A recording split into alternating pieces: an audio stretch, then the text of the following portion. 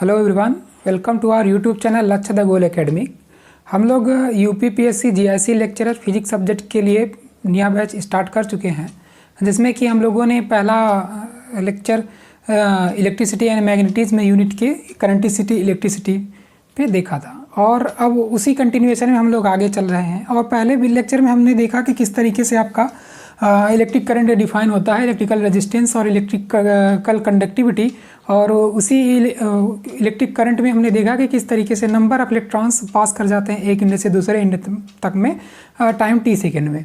अब हम बात कर लेते हैं इलेक्ट्रिकल रेजिस्टेंस के आपके डायमेंशन की भी। एक्चुअली डायमेंशन वाला पार्ट्स जो है आपके, हमने आपको पहले लेक्चर में भी यही बताया कि ये चीज़ मैकेनिक्स वाली चीज़ जो जनरल फिजिक्स में आती है वो हम लोग ऑलरेडी स्टार्ट कर चुके हैं। जिन्होंने अभी नहीं देखा है एक्चुअली तो वो पीजीटी फिजिक्स वाले बैच के लिए हमने स्टार्ट किया है, बट कुछ इसके वीडियोस पब्लिक है जो इंटरेस्टेड है वो देख ले। और बाकी ये डायमेंशन वाला चैप्टर तो पहले ही आप लोग पढ़ चुके होंगे, तो जस्ट वो रिमाइंड करने की चीज़ें हैं और उसको ध्यान रखना है कि किस तरीके से आपके एग्जाम में भी पूछा जा सकता है।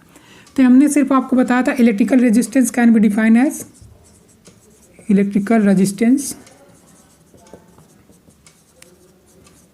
ठीक है, इलेक्ट्रिकल रेजिस्टेंस, ठीक है। और उसकी ये क्या है, R=V/I, ठीक है। अब इसमें इसका क्या पूछा था, डायमेंशन। यूनिट तो आपको पता ही है, यूनिट इसका क्या है, ओमेगा, ठीक है।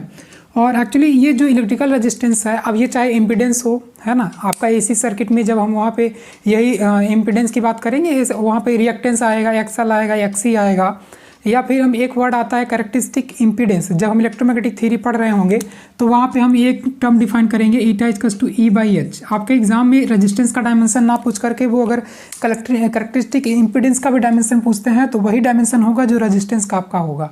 तो यही चीज़ एक्चुअली रेजिस्टेंस का अपने आप में डायमेंशन बहुत ही सिंपल है और आपको पता होना चाहिए कैसे निकाला भी जाता है। फॉर्मूले बस आपको याद रहे तो आप आसानी से निकाल सकते हैं। तो यही हम आपको ये बताना चाह रहे थे कि आपका जो कैरेक्टरिस्टिक इम्पीडेंस है वो भी क्या होता है, रेजिस्टेंस के मतलब उसके डायमेंशन का, रेजिस्टेंस के डायमेंशन एक ही चीज़ है, वो एक ही होता है।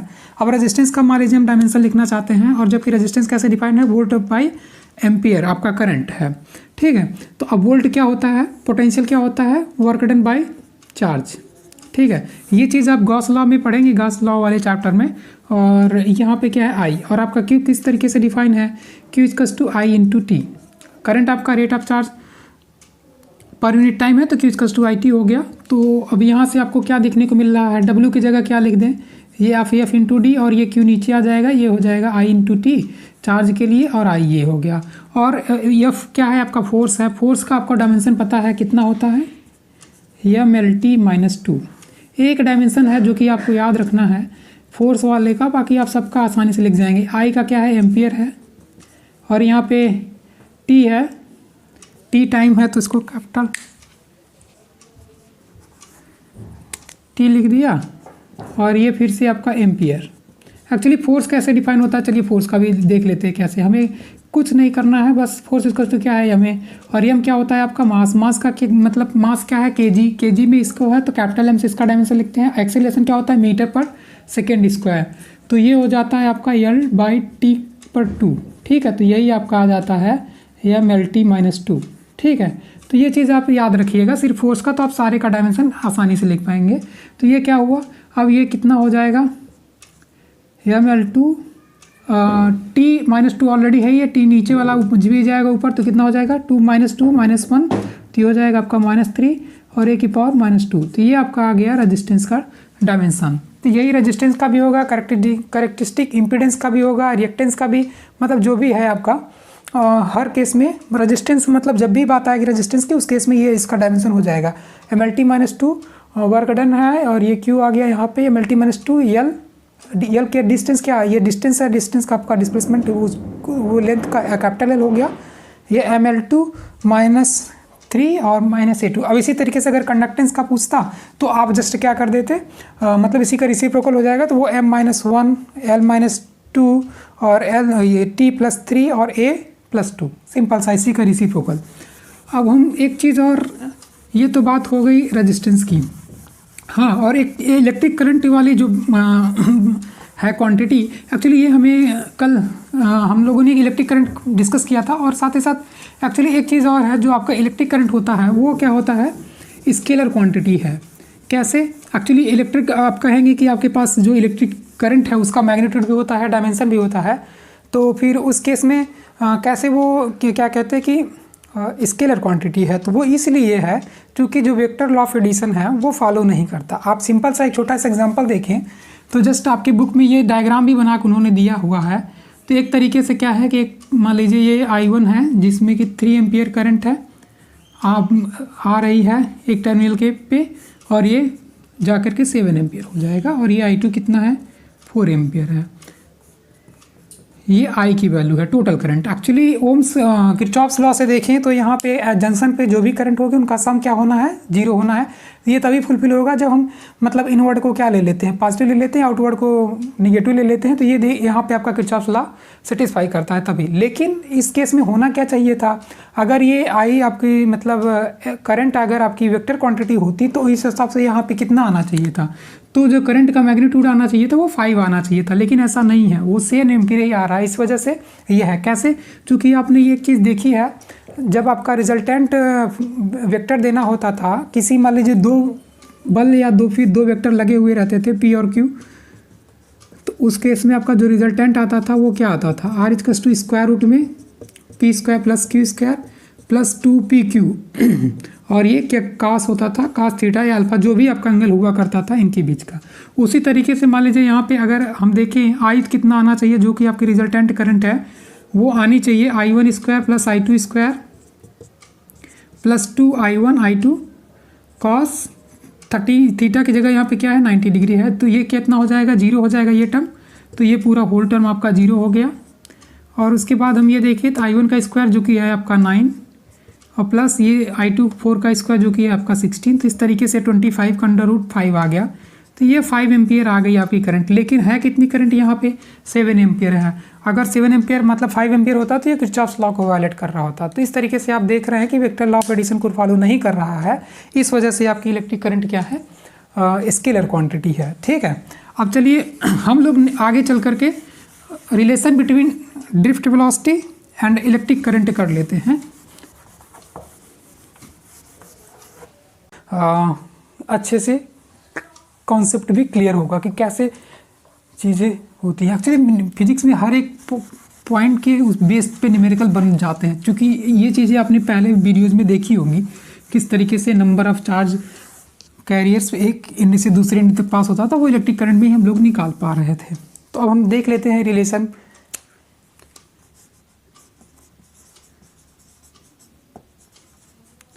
बिटवीन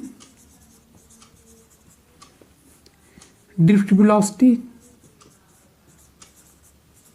किसकी, ड्रिफ्ट वेलोसिटी या फ्री इलेक्ट्रॉन,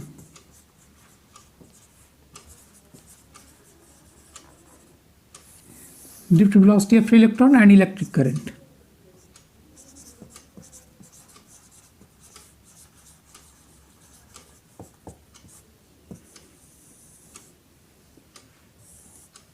और इसके लिए हम एक कंसिडर करते हैं कि मान लीजिए हमारे पास एक मेटल है having cross section area A, और जिसमें कि ये आपके मान लीजिए इलेक्ट्रॉन है, ये मूव कर रहे हैं। एक्चुअली जब आप पोटेंशियल अप्लाई करेंगे तो इस तरीके से पॉजिटिव टर्मिनल इधर रहेगा, तो जिधर भी वो है आपका पोटेंशियल की डायरेक्शन, उस डायरेक्शन के अलोंग आपका उस पोटेंशियल के हिसाब से आपके इलेक्ट्रॉन क्या करेंगे, मूव करेंगे।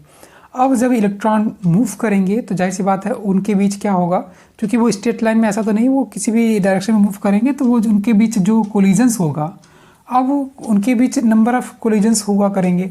अब हमें इसमें क्या बताना है, रिलेशन बताना है ड्रिफ्ट वेलोसिटी और इलेक्ट्रिक करंट के बीच में। तो सिंपल सी चीज़ है जो आपको ध्यान है वो क्या है, I इक्वल्स टू क्या होता है Q/T, ये चीज़ आपको पता है। और जो आपका Q होता है वो क्या होता है, Q इक्वल्स टू NE। और यहाँ पे हमें एक्चुअली N 2 बार यूज करना है, तो मैं यहाँ पे N कोई N डैश लिख दूँ या कैपिटल N भी लिख दूँ, बशर्ते हमारा जो N डैश यहाँ पे रिप्रेजेंट कर रहा है वो नंबर ऑफ चार्ज रिप्रेजेंट कर रहा है। ठीक है, total number of charge career. तो अब इस केस में हमें ये निकालना है, तो एक्चुअली लिखना कैसे है, अब वो आपको वो चीज़ हम यहाँ पे बता दे रहे हैं आपको। मतलब वीडियो देखते समय, पढ़ते समय आप खुद अपने से नोट्स बनाएंगे, और उसमें डेरिवेशन वाला पार्ट भी जो है आपका जो सब्जेक्टिव क्वेश्चन के लिए इंपॉर्टेंट है वो भी आप सीखते चलेंगे। तो उसमें कैसे लिखना है हमें, वो लिखना है ऐसे कि चलिए एक बार मैं इसको डेरिवेशन कर लेता हूँ, फिर बताते हैं कैसे, तो फिर उसको आपको समझने में ज़्यादा आसानी होगी। और अगर आपका क्या कहते हैं कि स्मॉल एन जो है, अब यहाँ पे एन डैश जो हो जाएगा वो एन इंटू वी वॉल्यूम, और वो वॉल्यूम कितना है आपका ए इंटू एल है, और ए क्या है, एरिया ऑफ क्रॉस सेक्शन है, ए एल टू एल। और एल क्या है, एक्चुअली एल जो है सिंपल सा, मान लीजिए ये इलेक्ट्रॉन है, ये है, इस तरीके से है, इनके बीच ये जो कोलिजन होना है, तो एक्चुअली एल जो है आपका वो क्या है, वी डी इंटू टी। कैसे, वी डी जस्ट आपका क्या है, स्पीड है इनके बीच का। मान लीजिए ये पहला कोलिजन हुआ, ये दूसरा हुआ, तो ये तीसरा हुआ, ये चौथा हुआ, तो इस तरीके से हम अप्रॉक्सीमेटली मान लेते हैं कि मतलब कि सबका कोलिजन के सक्सेसिव कोलिजन्स के जो बीच का मतलब डिस्टेंस है वो एल है, और वो वी डी इंटू टी है किसी टाइम टी के लिए। और वो ये कुछ नहीं है आपका, just speed is to distance upon time, तो जो डिस्टेंस आता है वो स्पीड इंटू टी है और कुछ नहीं है। तो इस तरीके से आपका ये जो आया तो वो वी डी इंटू टी हुआ, ठीक है। तो ये आपको मिल गया क्या, चार्ज कैरियर, कितने के लिए, पूरे इस कंडक्टर के लिए। एक्चुअली जो एन है आपका, यहाँ पे एन हमने क्या कंसिडर किया है, n is the charge carrier per unit volume है आपका, n is the number of charge career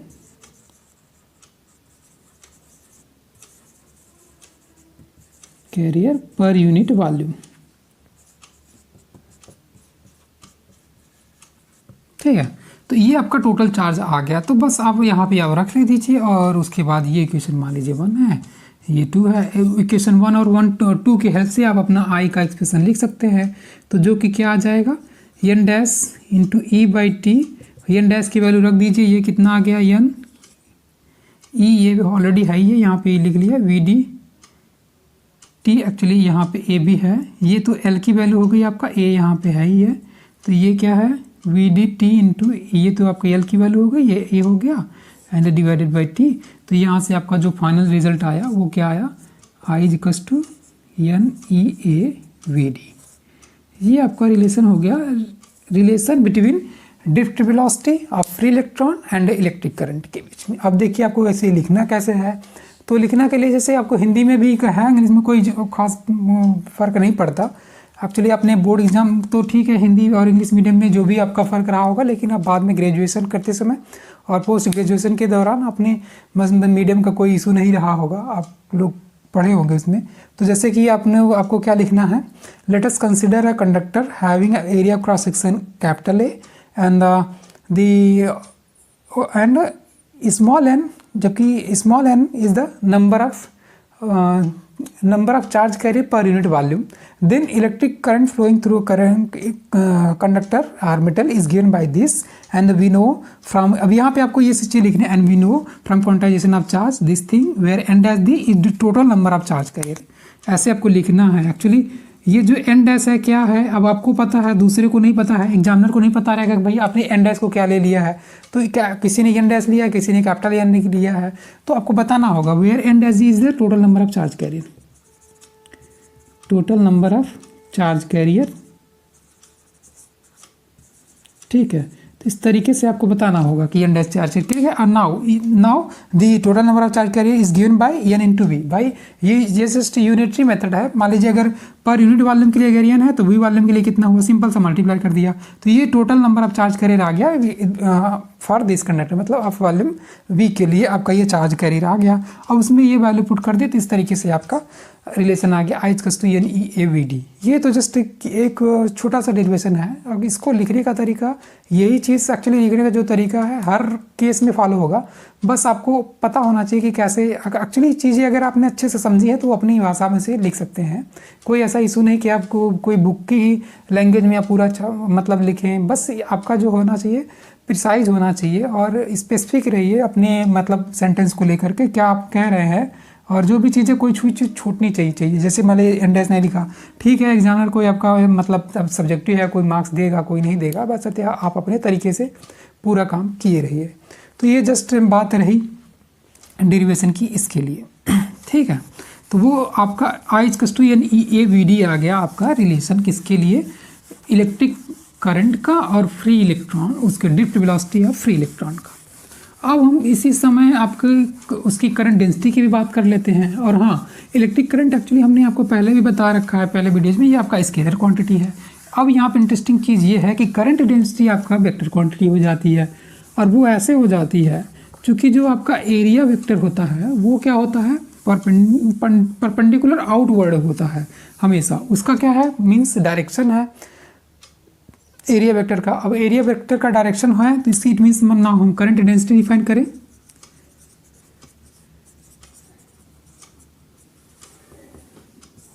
current density से एक्चुअली जे से हम जनरली डिनोट करेंगे।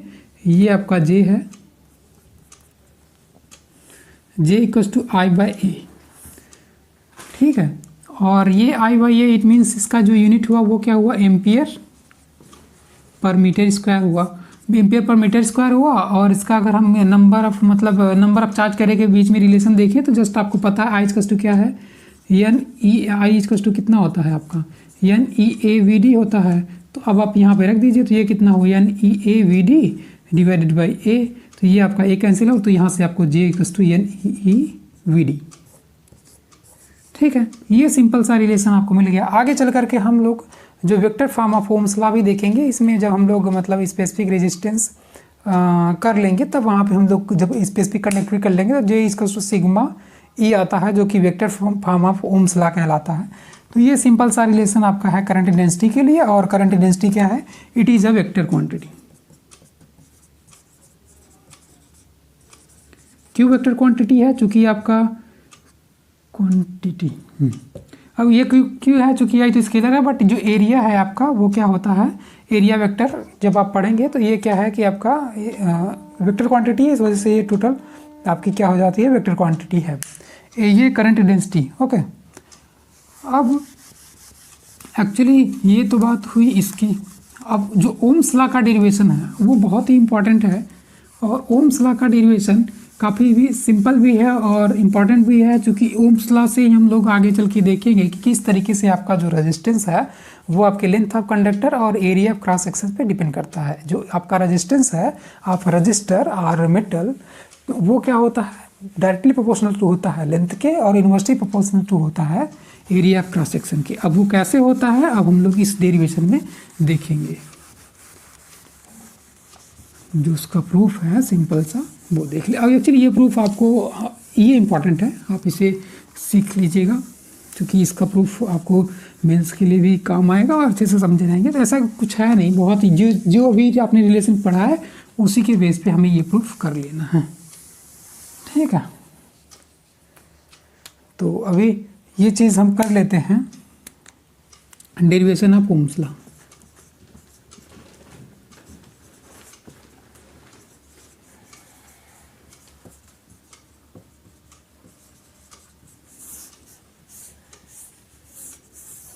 ओके, तो इसके लिए जस्ट हम सिंपल सा कंसिडर कर लेते हैं। मान लीजिए ये आपका कंडक्टर है जिसमें कि ये चार्ज कैरियर है इस तरीके से, ठीक है। और इनके बीच मान लीजिए सक्सेसिव ये कोलिजन्स हो रहे हैं,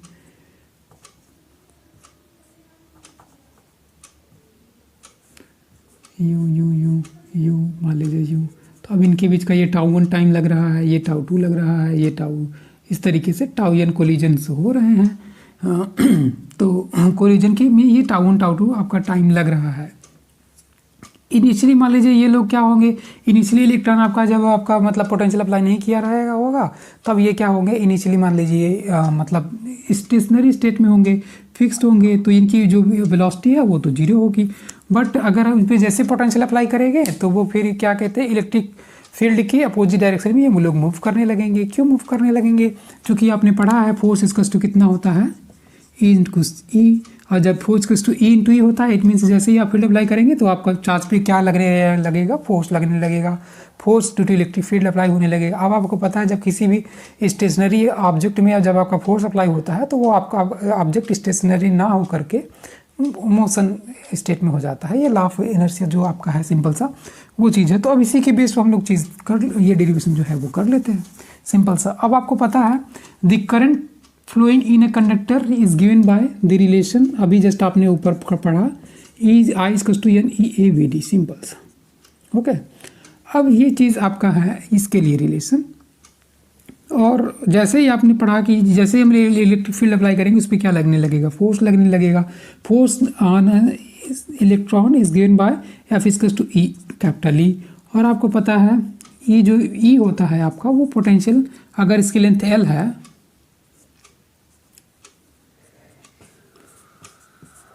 तो उस केस में जो आपका एक्चुअली ये चीज़ आपका जो है गॉस लॉ में आप पढ़ेंगे equals to v by l होता है। तो ये चीज़ हो गई आपके पास इतना। और आपको पता है we know acceleration is given by f by m. Actually कैसे लिखना है अभी मैं बता रहा आपको, बशर्ते पहले आप इसका जस्ट डेरिवेशन देख लीजिए, समझ लीजिए, फिर बता देते कैसे लिखना है। तो ये एफ बाई एम है, तो ई एम के लिए क्या है ई वी, ये पोटेंशियल है, और ये आके आगे आपका क्या एम एल। अब ये रिलेशन आप रखे रहिए अपने पास, ठीक है। ये तो बात हो गई आपकी इसके एक्सीलरेशन के लिए।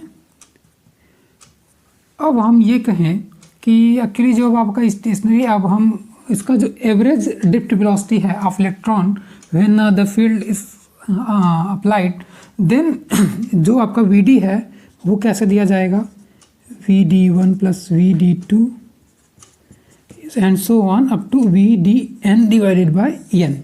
अगर आपके पास ये नंबर ऑफ चार्ज कैरियर हैं तब तो ये चीज़ होगी। अब वी डी वन कैसे दिया जाएगा, वी डी वन सिंपल सा आपका क्या आएगा, you one plus A tau one, A tau one.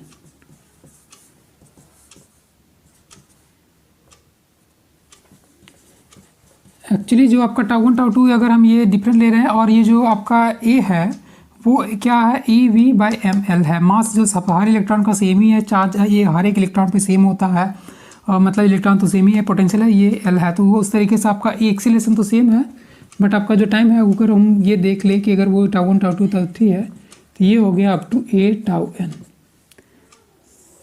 ये डिवाइडेड बाई एन। अब आपका हम इसे थोड़ा सा रीअरेंज कर लेंगे तो ये हो जाएगा U one plus U two up to U N and plus A times ये tau one plus tau two plus tau three up to tau N divided by N.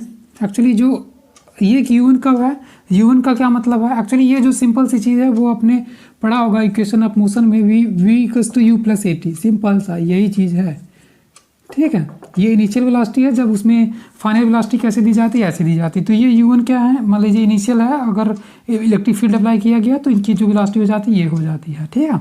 तो अब इस तरीके से होगा। अब हम इसे रीअरेंज करते हैं तो ये जब एक्चुअली पूरा जीरो है तो जीरो बाई एन जो कि आपका जीरो हो जाना है, तो जीरो बाई एन हो जाएगा, प्लस ए टाइम्स बाहर आ जाएगा, tau one plus tau two up to tau n and divided by n, ठीक है। ये चीज़ आ गई। तो अब यहाँ से हमें क्या मिल गया, इट मीन्स तो इस तरीके से हम ये देख रहे हैं कि वी डू, अगर हम v do equals to a tau, जहाँ पे आपका टाउ क्या है, एवरेज क्या है, average of average time of successive collision of electrons, तो ये tau one plus tau two up to tau N divided by n. तो ये आ गया वी डी का रिलेशन। अब आपको ए ऑलरेडी आपने को पता है क्या है इक्वेशन 3 से, तब आप यहाँ पे रख लेंगे तो क्या हो जाएगा वी ई वी और ये टाउ यहाँ का, तो ये हो गया आपका ये एम एल हो गया, ठीक है। ये आपका इक्वेशन 4 हो गया। अब ये इक्वेशन 4 हो गया। अब यहाँ पे इक्वेशन 1 और 4 से देख लीजिए, फ्रॉम 1 एंड 2, 1 एंड 4, तो यहाँ से आपको क्या मिल जाएगा, यहाँ से I equals to N E A V D की वैल्यू ये रख लेते हैं, तो ये सिंपल सा क्या है e v tau by m l, तो वो कितना हो गया n square a v tau by m l I. तो यहाँ से v बाई आई अगर हम देखें, v by I equals to M L upon N square tau A, जो कि आपका क्या है रेजिस्टेंस है, ठीक है। ये आपका ओम्स लॉ हो गया। एक्चुअली वी बाई ये कांस्टेंट रहेगा कब, जब आपका टेम्परेचर कांस्टेंट, एक्चुअली ये जो टाउ है आपका वो टेम्परेचर पे डिपेंड करता है। जब टेम्परेचर ही कांस्टेंट रह गया तो बाकी सारी चीज़ें कांस्टेंट ही रहेंगी, क्योंकि आपका लेंथ ऑफ कंडक्टर वो बढ़ना घटना है नहीं, फिजिकल अगर प्रॉपर्टी सेम रहेगी, यही मतलब है। ओम्स लॉ स्टेट दैट अगर आपका टेम्परेचर और फिजिकल प्रॉपर्टी सेम है तो आपकी चीज़ें क्या रहेगा, कांस्टेंट रहेगा। तो ये एरिया ऑफ क्रॉस सेक्शन अगर सेम है तो रेजिस्टेंस ये कांस्टेंट रहेगा। ठीक है, अब इसी को देख लेते हैं कैसे लिखना है। तो सिंपल सा आपको अपने वर्ड में लिखना है। हिंदी मीडियम वाले भी लिख सकते हैं और इंग्लिश मीडियम में भी कोई इसमें ज़्यादा कोई बड़ी बात है नहीं।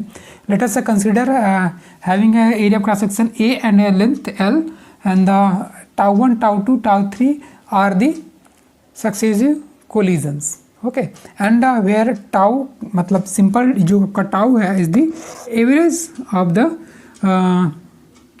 time of successive collisions. Okay, and the current flowing through conductor is given by I equals to NE VD।